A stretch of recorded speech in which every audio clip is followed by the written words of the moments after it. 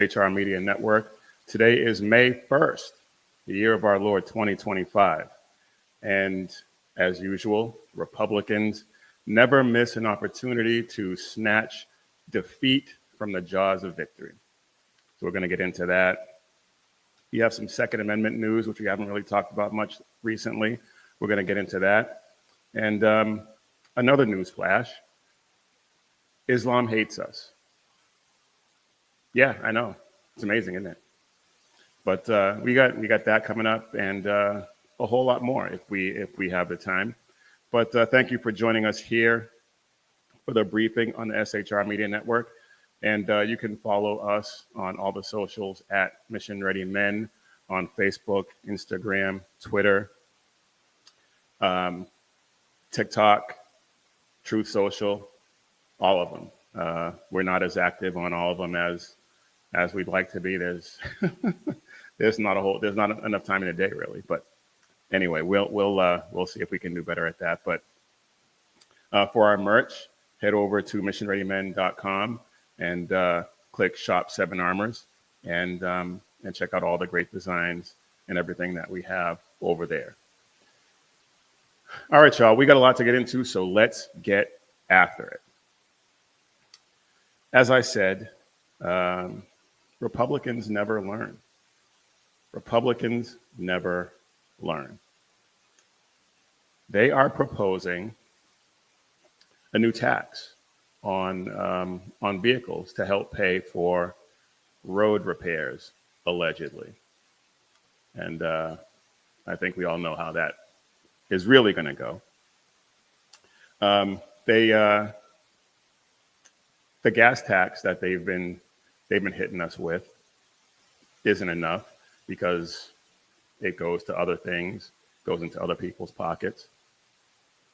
So now they're proposing this new tax, which is also not going to be enough and also go into people's pockets.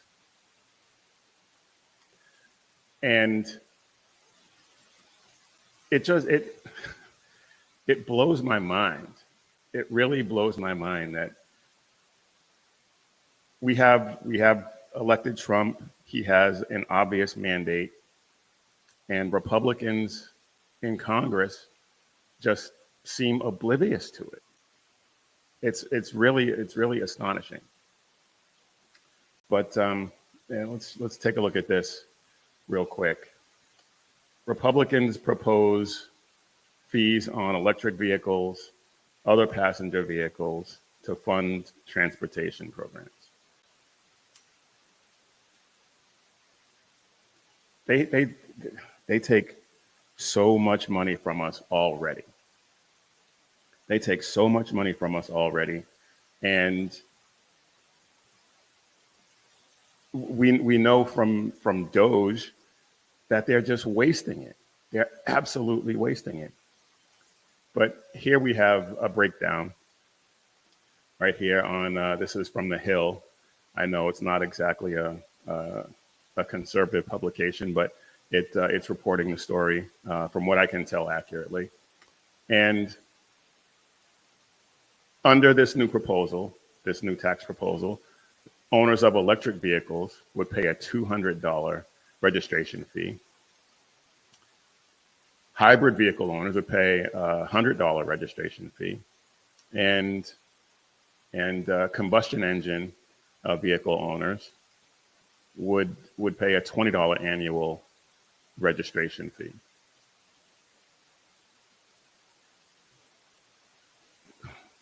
We already pay entirely too much in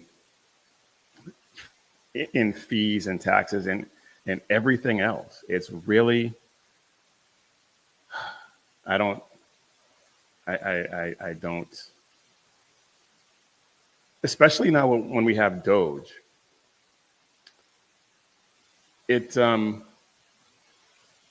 Especially now when we have Doge, it should be obvious that there is money out there, money that they've already taken from us, that can be used to do all of this stuff.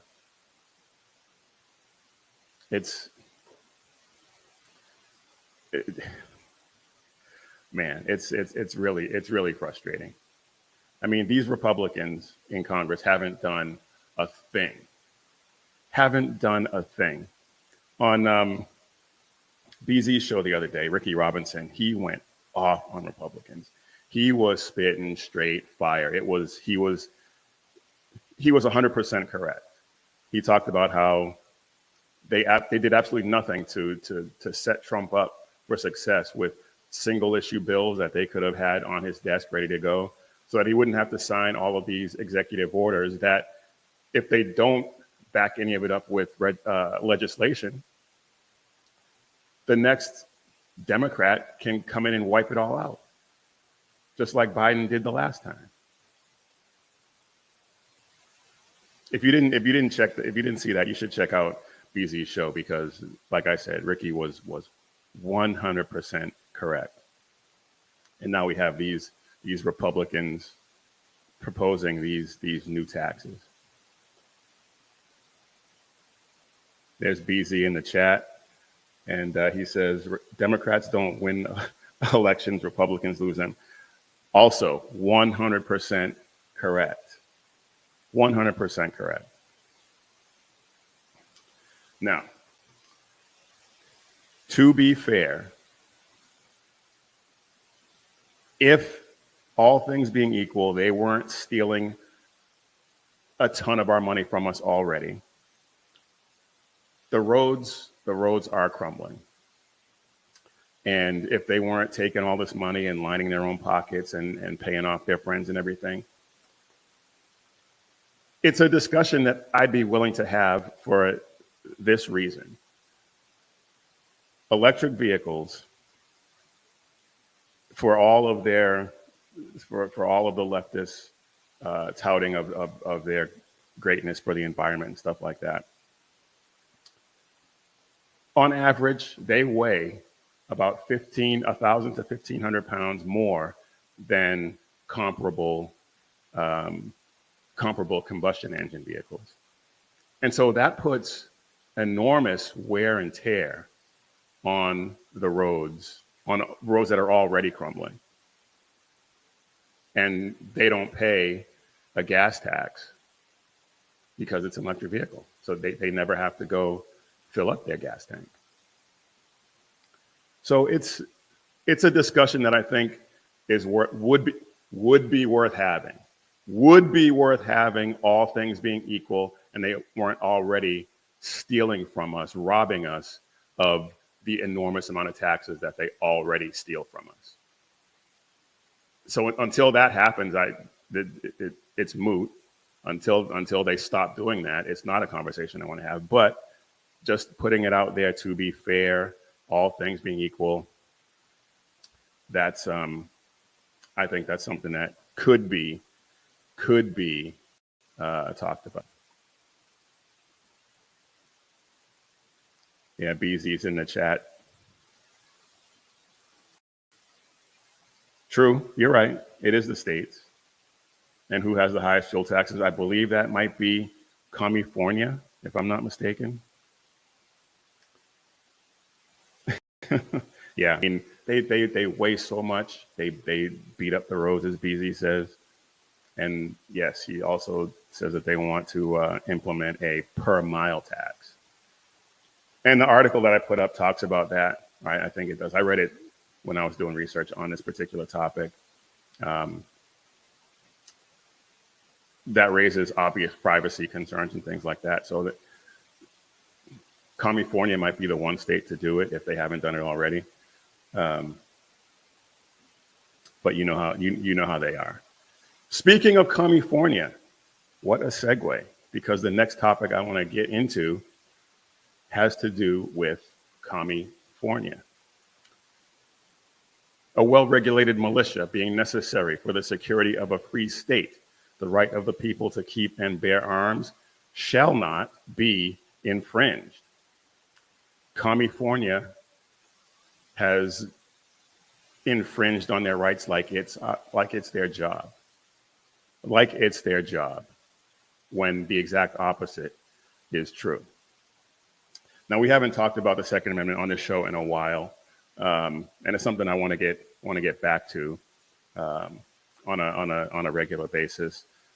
The show last time was late because I was on a conference call with Stand America. That's my dad's organization, staying true to America's national destiny. And they have conference calls every Tuesday or every other Tuesday with guests on a range of topics. And I was a guest for that call about the Second Amendment.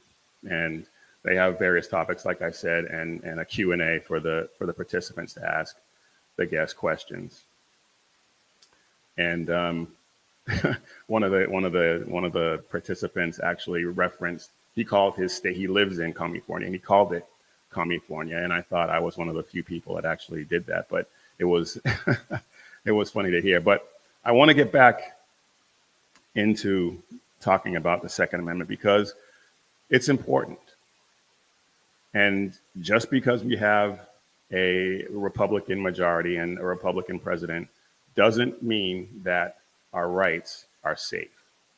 Because with these leftists in power in these various states and cities, they're not. They are absolutely not. Ronald Reagan famously said, "Freedom is never more than one generation away from extinction. We did not pass it to our children in the bloodstream. It must be fought for, protected, and handed on for them to do the same. Or one day we will spend our sunset years telling our children and our children's children what it was once like in the United States where men were free." Wow, that's one of the great quotes from the great Ronald Reagan. But the story that I want to talk about in California, they are doing their level best to ban Glocks. And I want to bring this up real quick because this is, and I have a link in the show notes to the text of the bill. And let's see. I have a link to it, and I just want to share some of this with you. It's not a long bill. I encourage you, if the Second Amendment is something that you value, you need to take a look at this. And if you live in California, first off, I'm sorry. Second off, you need to pay attention to this and fight, because this is completely unacceptable. And you say, well, Biggie, how can they possibly ban Glocks? Well, here you go. This is Assembly Bill 1127, an act to amend Section 3273, 50.50 of the Civil Code, and to amend Section 16880 to add section, well, it's relating to firearms, obviously, but here's the thing. This bill would expand the above definition of machine gun to include any convertible pistol equipped with a pistol converter, and thus prohibit the manufacture, sale, possession, or transportation of a convertible pistol equipped with a pistol converter. By creating a new crime, and expanding the application of an existing crime, this bill would create a state-mandated local program. Now, here's the thing. And there's another piece to this that we're going to get to in a second. What they're talking about here is Glocks and other pistols, other Glock clones. There's a switch that you can put in there that will make them fully automatic machine pistols. And I'm sure you've seen the videos of people out on ranges with fully automatic Glocks and things like that. It's already illegal. It is already illegal, but California wants to make it so that even if your pistol is compatible, if you can put a switch in it, if it's you illegally purchased firearm, but if you can put a switch in it to turn it into a machine pistol, well, then it's illegal and you can't have it. And you're going to have to either turn it over to the state, render it inoperable, and there's a third option, and I can't recall exactly what it is at the moment. But either way, it's still a massive infringement on our rights. It's ridiculous. And California has been at this for years, if not decades. But let's let me bring this back up, because there's another piece to this that we need to look at. This bill would prohibit a licensed firearms dealer to sell, offer for sale, exchange, give, transfer, or deliver any semi-automatic convertible pistol except as specified for these purposes. The bill would define convertible pistol as any semi-automatic pistol that can be converted into a machine gun solely by the installation or attachment of a pistol converter.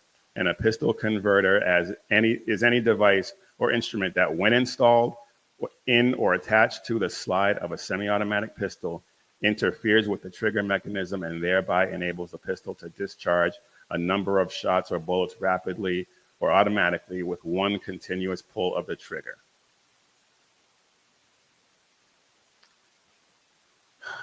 These people, man. They hate you, they hate your rights, they hate your ability to defend yourself. They don't want that. And we all know why. They want total control. And anything they can possibly do to wrest some of that control from you over to them is what they're going to do. And we have over 30,000 laws on the books between state, local, and federal jurisdictions, all infringements on our right to keep and bear arms, every single one of them. And they want to add to it. It's a slow chipping away at our rights. And they just keep chipping away. And when one thing passes, then it's on to the next thing. And this is a trial balloon. They're going to try it. Especially when you consider that it's already illegal. Machine guns in general are already illegal. You cannot own one. So now they're just trying to take away your options. Glock is the most popular handgun in the world. Not my favorite, but that's a whole different discussion. But it is the most popular handgun in the world. And this law would make owning one of those pistols illegal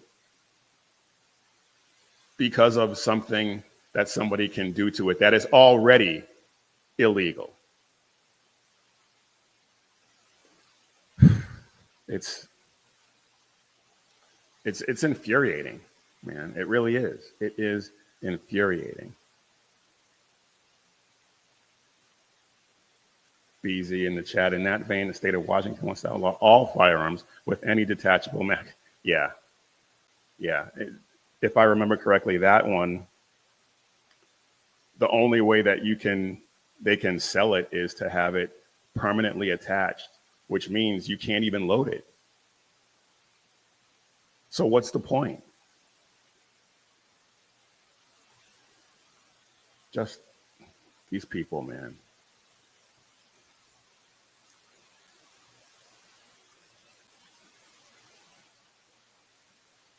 BZ again in the chat. It's the government that must touch you, stimulate you, raise you, feed you, shelter you. You must have nothing and be happy. Well, that's their philosophy. That is their philosophy in a nutshell. That's what they want.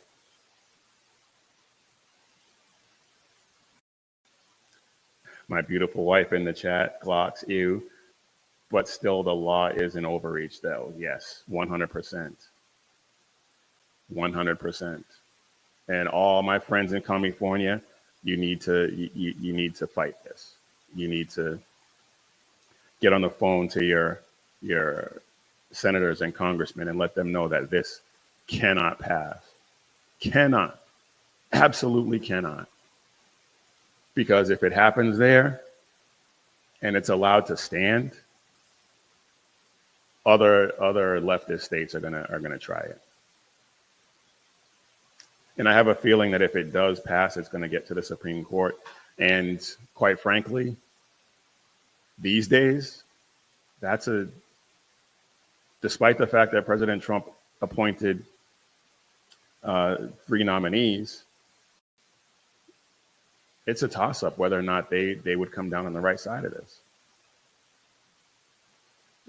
It's a toss-up if they would even take it up, frankly. They have been refusing to take up Second Amendment cases for years. And then when everything finally comes to a head, they take up a landmark case, and then they make this really narrow decision that leaves a whole bunch of other stuff open to interpretation and sends it right back down to lower courts to be adjudicated again. It's,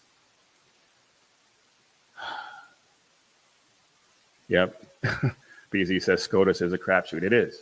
It is. These days it is. And that is sad. All right. I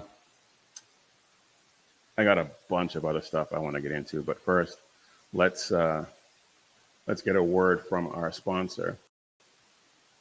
And our sponsor for today's show is Carry Girl Gear, the company that my beautiful wife has started and is running beautifully.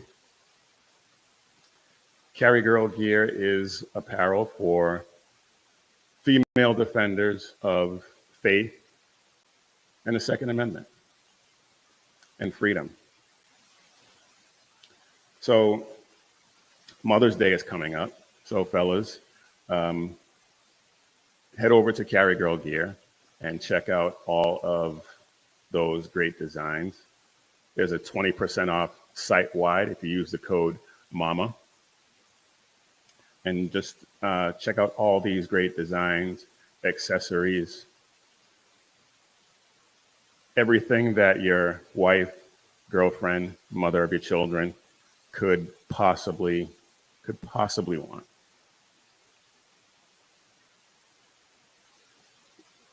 Excuse me. There's drinkware, there's accessories, hats, all kinds of things that your wife, your girlfriend would absolutely love. And you can also get yourself a gift certificate and give it to her on Mother's Day or whenever, and let her pick out her own gear. These are some of the best design and the best quality t-shirts that you'll find anywhere. That much I can guarantee. So do yourself a favor, do your wife, your girlfriend a favor, and visit carrygirl.com today. You will not be disappointed. All right, y'all. I am Big E, and you are watching or listening to the Mission Ready Men briefing on the SHR Media Network, where you can catch Sackhead Sean with the Edge of Liberty every Monday and Wednesday at 8 p.m. Pacific, 11 p.m. Eastern. The Reaver of Common Sense with Jersey Joe at 6 p.m. Pacific, 9 p.m. Eastern. And BZ, who's graciously in the chat with us, giving us his commentary. You can check him out in the Berserk Bobcat Saloon every Tuesday and Thursday at 8 p.m. Pacific, 11 p.m. Eastern. So please like and subscribe and share all these guys' shows individually. Head over to the SHR Media channel and subscribe there. We are 47 away from 500, and at 500, things start to open up a little bit. And I believe at 500 BZ, he will get a Dalmatian. He will get a Dalmatian that he has been pining over for a very long time, from what I understand.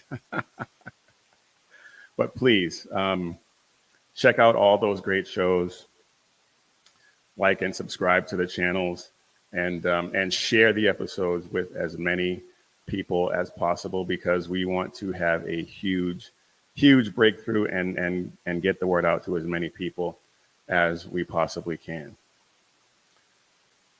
All right, y'all. Now let's go back to our regularly scheduled programming. And I want to talk to you all today about something that has been bothering me, and I haven't really figured out a way to address it in the way that I think it deserves. But at this point, I just got to go for it. And so we've been hearing from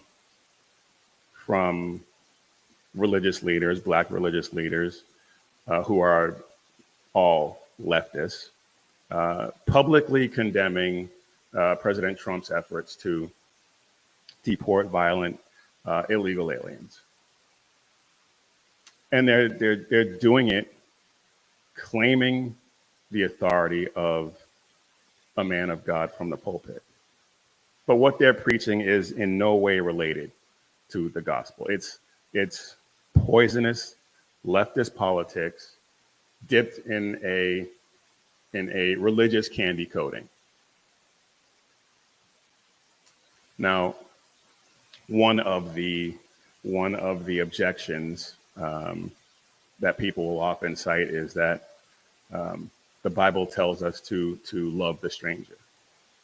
And that's true. Deuteronomy 10:19 says, "Love the sojourner, for you were sojourners in the land of Egypt."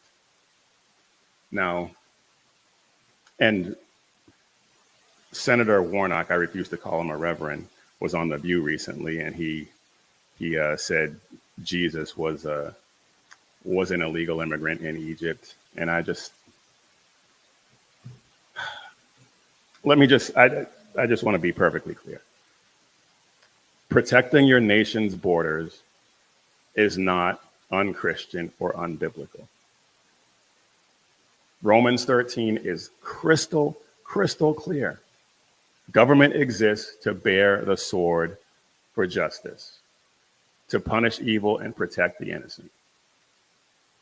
So when a nation enforces its borders and deports those illegal aliens who break the law, especially the violent ones, it's not racism or cruelty. It's being responsible. It's their job. And as men, we are supposed to take responsibility. We're called to lead and protect and preserve. I've talked about this many times, especially vulnerable people, including our own wives, children, communities, and our nation at large.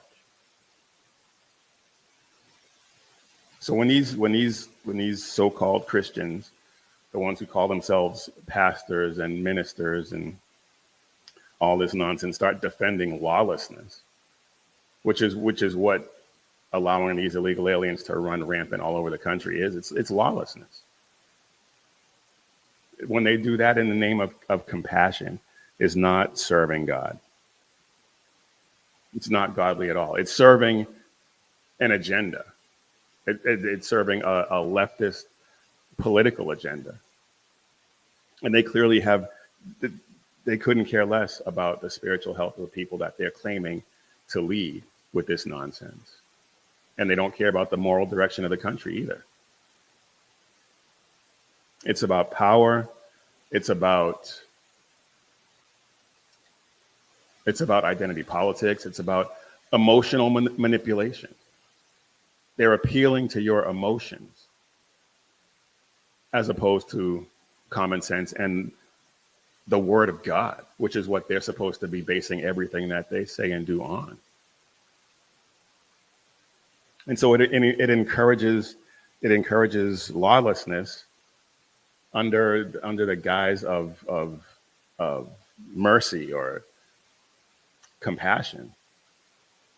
But that's false because it only brings suffering, especially in the poor neighborhoods where these illegal aliens tend to congregate. In those poor and minority communities.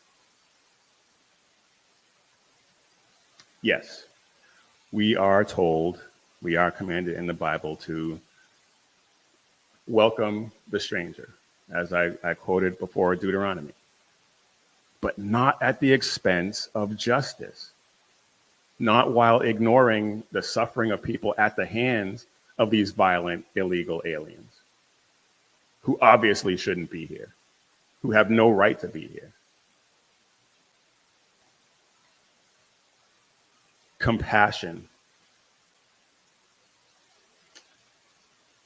It's a false compassion that they're touting, and compassion without truth only leads to chaos. And we saw that chaos play out over the previous administration's 4 years. And mercy, which is what they're claiming when these leftists go to El Salvador trying to bring this guy back. Mercy without justice it doesn't mean anything.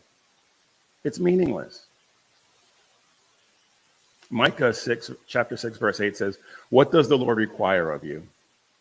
To act justly, to love mercy, and to walk humbly with your God." It doesn't say ignore justice in the name of or under the guise of mercy. It says to do both. These false preachers, these devils in sheep's clothing, they do not deserve the attention that they're getting. They do not deserve this attention. They're calling these deportations inhumane. What's really inhumane is what happened to Jocelyn Nungare, what happened to Rachel Morin, what happened to the countless victims of these illegal aliens, the countless victims of the fentanyl epidemic that they facilitated. That's inhumane. And that's what happens when you allow lawlessness to run rampant in our streets. Sanctuary cities are overrun with crime. A lot of it from these illegal aliens that were just allowed to traipse across the border and then spread out by the United States government under bribing. So they're just overrun. That's the inhumanity of it. It's inhumane for families to be torn apart by drugs and violence and human trafficking and drug trafficking. These poor communities are the ones that suffer the most under this chaos. These are the very people that these so-called pastors and ministers claim they want to protect. It's not compassion. It's not compassion. It's capitulation. These so-called preachers, they're not preaching biblical principles. Not even close. They're preaching from the Democrat Party platform. They've traded the cross for clicks. So as Christian men, We have to have discernment, and just because somebody claims to be a preacher or a pastor or whatever, and we can't just defer to them when they have all these false claims, and they quote scriptures out of context and all the rest of it. We have to have our own discernment about us. We have to be familiar enough with the word of God ourselves, because we're the watchmen on the wall. We stand for righteousness, not because it's easy or popular, but because it's the right thing to do. And the Bible tells us so. We must reject this cheap, fake compassion being peddled from these ridiculous pulpits, and get back to a bold biblical standard rooted in truth, justice, and the word of God.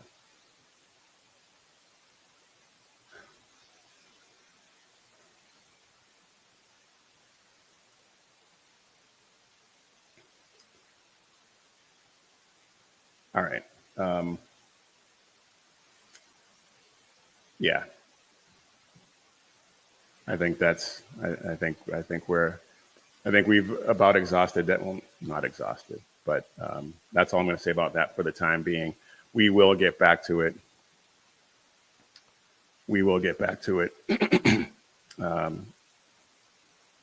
In later shows, for sure. Absolutely.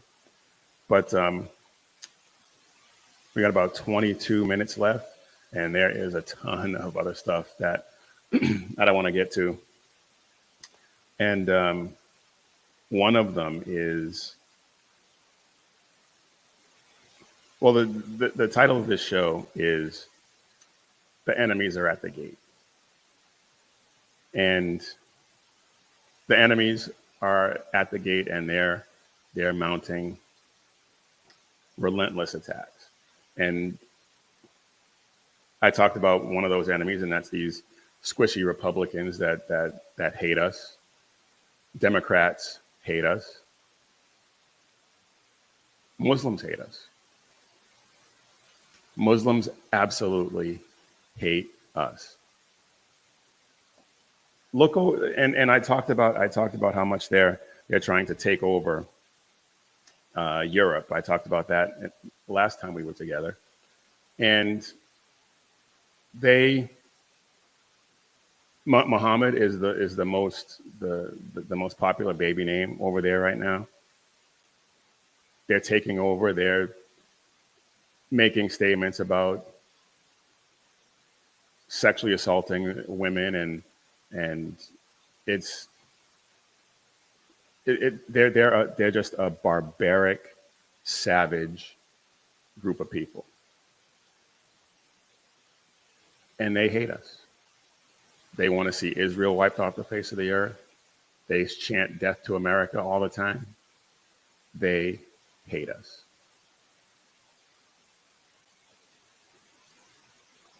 Going back to the last segment, BZ says, we are talking about the watchman on the wall because there is no one else.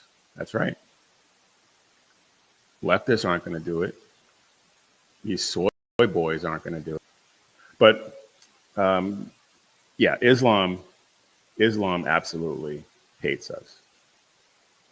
And I talked about how they're taking over in Europe.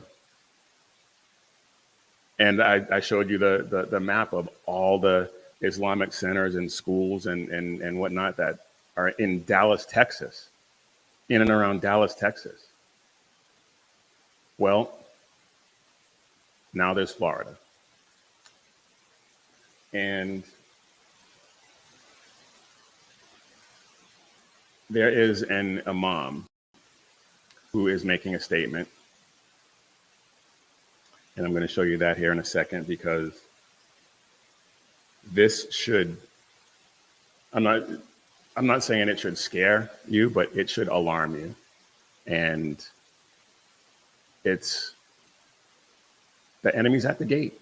The enemy is at the gate. And Islam, just like China, is our enemy. We are buying these churches. We bought 3 churches so far, converted them to masjids, and now we have one we are buying with a school to make it, because we have to serve the same people. The people who were part of that community, one day they will be Muslims. So we'll make it into a masjid and an Islamic school for our children and their children, inshallah. 100 years ago, they invaded the Muslim world and they built missionary schools and destroyed Islamic schools and masjids. Today, we bring the favor back, turn their churches into masjids and their schools into Islamic schools. Bring the light of Islam to here. Okay, there is no light of Islam. Islam is dark, dirty, demonic, and even in Florida, they're buying up schools and turning them into Islamic schools and mosques. And we're letting it happen. We're letting it happen. The people we elected to protect us, they're either too cowardly to see it, or they see it and don't care. I'm not sure which one it is, and I'm not sure which one is worse. Both are horrific and are going to lead to horrific consequences if we don't do something to stop this madness.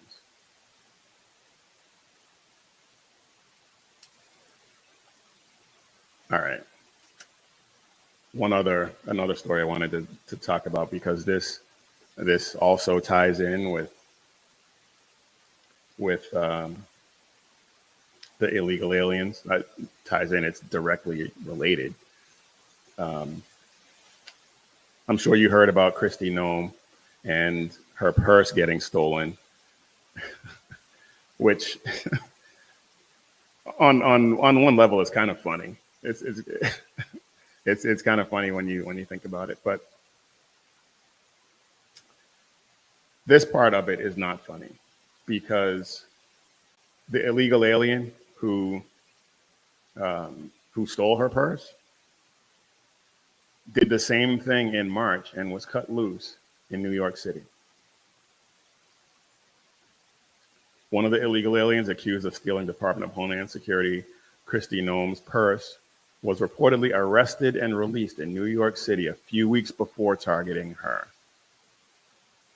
The suspect is identified as 49-year-old Mario Bustamante Leyva of Chile, the New York Post reported.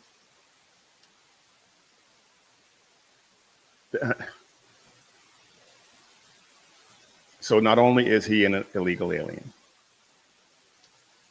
but he was arrested for a similar crime in New York and let go. He was given a desk appearance ticket, if I remember correctly. Which, so what? So what? He was given a desk appearance ticket and free to go wherever he wanted to. And he went and he stole her purse too. And who knows how many purses he stole in between. These people, and I'm talking about the elected officials who are allowing this nonsense to continue. This is just ridiculous. Illegal aliens should not be in this country. If they get arrested committing a crime, that should be an automatic kick rocks deportation. Get out. How is that not a thing? They didn't follow due process when they crossed the border illegally. So you commit a crime as an illegal alien, Bye. Get out. It really is that simple. And every other country in the world does that. But for some reason, we have to be compassionate. No, we don't. Because showing these criminals compassion is showing the exact opposite to the citizens of this country.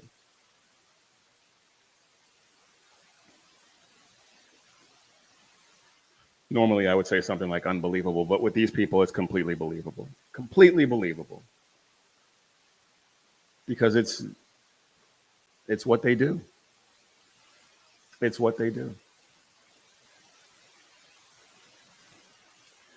I don't talk about sports much on this show because I don't watch a ton of sports anymore. I watch NASCAR, I watch college football, and I wouldn't mind watching baseball. I haven't really heard about any woke nonsense in baseball. Maybe it is, but because I don't follow a lot of sports these days, I just don't know about it. But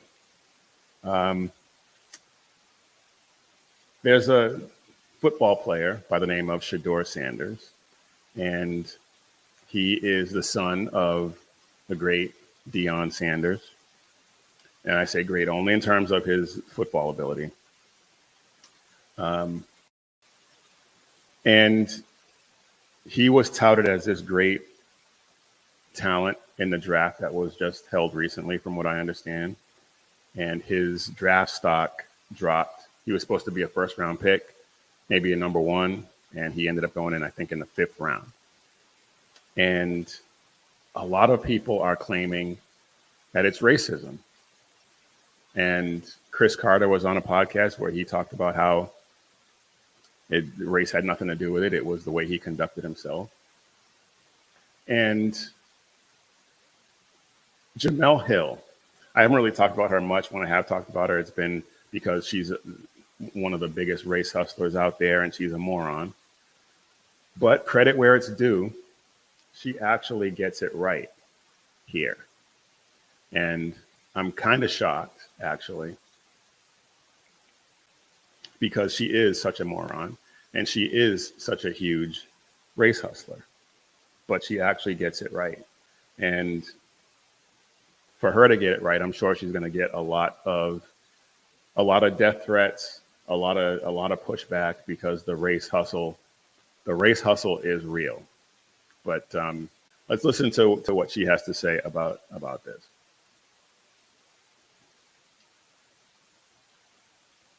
We also tweeted out, quote, "This is Kaepernick all over again."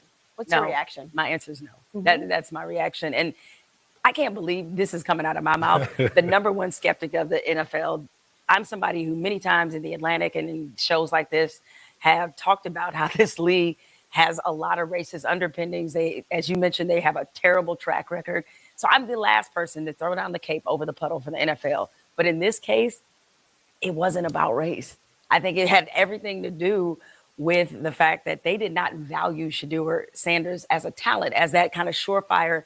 He's a lock as a first round or top 5 kind of guy. And again, in that draft process, that's an evaluation of who you are, your character, your football character, all those things. So if it's true, the reports that he was purposely tanking some interviews because he didn't want to go to those teams, showing up and doing other things with other teams, those kind of messages get out across the league and they're going to reflect poorly on him. And so you can't, if they already think you're kind of a borderline talent and then you add the extra stuff to it, it is going to greatly influence your draft stock. And no, we can't compare it to Colin Kaepernick. This is a man who lost his career when he already had been to a Super Bowl and done a lot as a quarterback. And then he had his career taken from him because of he made the mistake of actually standing up for Black people. Shedeur. Okay, so of course she ended up bringing it back around to Colin Kaepernick. But the fact is, she's right. There are reports that he was goofing off at workouts, not showing up to other workouts, doing everything except working out at some of these places, trying to get his his fellow rookies to talk about things other than football. The general managers and the scouts and everyone else, they're going to talk. And if that's your attitude, your race has nothing to do with it. It's I think he's got this entitlement because Deion Sanders is his father. And he just thought he was going, because his name is Sanders, he was just going to walk on to whatever field, whatever team he wanted and dictate how they were going to treat him. Well, he found out. He is now in the FO portion of the program.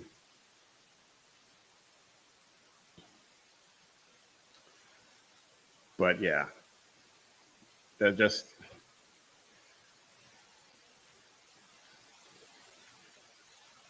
BZ says because she has the virtual signal for those at the table, and her audience, she had to make sure she got that out there so that she didn't completely alienate her audience, is what I think was happening. But all right, we got a few minutes left, and yeah, let's do this, because this, I thought, was just atrocious. And I talked about the White House Correspondents' Dinner before, and Alex Thompson accepting his award and trying to call out the media for their cover up of Biden's intellectual capacity. And there was another award that was given out, and I just want to play this and then talk about it real quick, because it's emblematic of their attitude, despite the lip service that they're paying to the whole cover up and introspection and all that. There's really none of that going on. They're just talking a good game. And this is Abby Phillip, who we know from Scott Jennings, his appearance on her show quite a bit, and he makes her and her panel look ridiculous. But here she is presenting this award to Rachel Scott. Excellence under deadline pressure for broadcast goes to Rachel Scott of ABC News.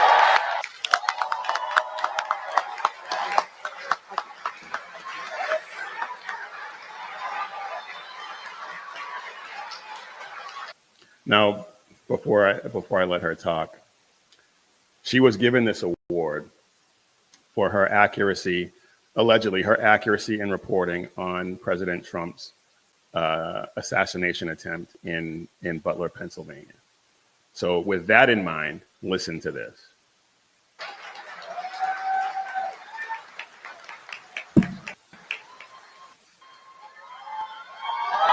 Good evening. Thank you. I am deeply humbled and honored to be recognized by the White House Correspondents Association tonight and to accept this award on behalf of ABC News. Journalism at its core is the act of bearing witness. We in this room are not just storytellers, we are also witnesses to history. And that comes with a deep responsibility to report with clarity, accuracy, and integrity, even in moments of panic and distress. Tonight, I want to commend all of the journalists and photographers who did just that on July 13th in Butler, Pennsylvania, when a campaign rally quickly turned into an attempted assassination of President Trump. 3 people were struck by bullets that afternoon. How many people? This is an award for accuracy in reporting. How many people? Lost his life shielding his family. 2 others suffered life-altering injuries. So yeah, there's that. President Trump was also struck by a bullet. Where's the accuracy? Just unbelievable. And of course, she works for ABC, who just got humiliated by President Trump in the interview. I don't have anything from that clipped out. I wanted to get into it, but maybe next time we'll have a little fun with that, because he completely destroyed the interviewer. It's amazing. It's absolutely amazing. But one last thing before we let you go is, we talked about Scott Jennings before, and do I have it? I thought I did. Yeah, here we go. Scott Jennings was at Trump's rally in Michigan.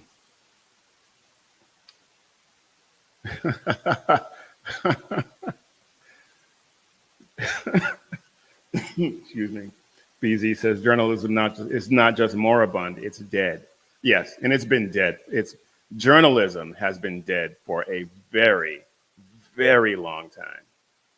I would say maybe even before Obama was in office, journalism has been dead. So yes, BZ, you are absolutely right. But yeah, here is one of my favorite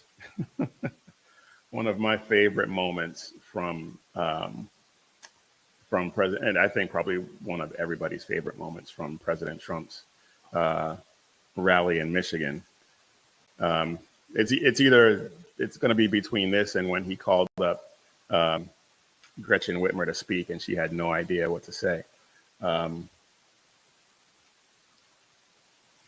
But yeah, we talked about Scott Jennings before, and President Trump called Scott Jennings up to the podium, and it was short, but it was sweet. Check this out. Scott Jennings, really great. Thank you. Michigan, we were flying in here today, and I said, look at these farms. I got to get a farm in Michigan, because when you own as many libs as I do, you got to put a place to put them all. Thank you all very much. Oh my goodness, that was amazing. When you own as many libs as I do, you need a place to put them all. That was 10 seconds of pure gold, of pure owning the libs gold. I mean, just it doesn't really get any better than that. But anyway, folks, that's all I got for you this time. I will try to do better on the next one. Please remember to hit the like button, subscribe, and share these episodes so that we can continue to spread the gospel of Jesus Christ and the message of hope and of liberty that he promised us, so that we can preserve it, as Ronald Reagan said, for future generations. Also, head over to missionreadymen.com, click Shop 7 Armors, and check out all the cool designs over there, like this one, the Mission Ready Men logo tee, and all the other great designs over there with messages of faith and patriotism. So head over to missionreadymen.com, Shop 7 Armors, and check everything out. But as always, when seconds count, the police are only minutes away, but the Lord is right there with you. So keep your prayers going up and your head on a swivel. God bless.